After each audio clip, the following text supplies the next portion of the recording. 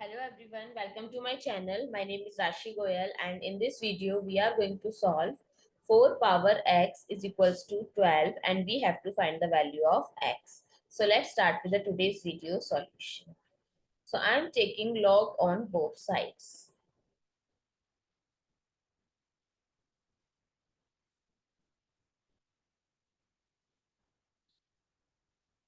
So we can write this as log 4 power x is equals to log 12.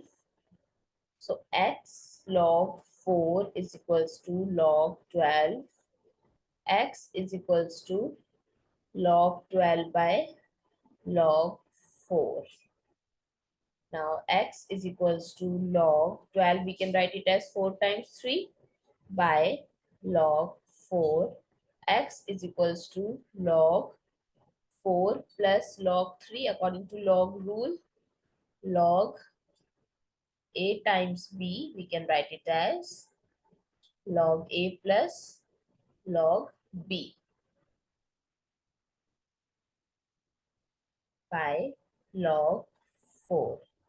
So x is equals to log 4 by log 4 plus log 3 by log 4. So we can cancel out this and it give us 1.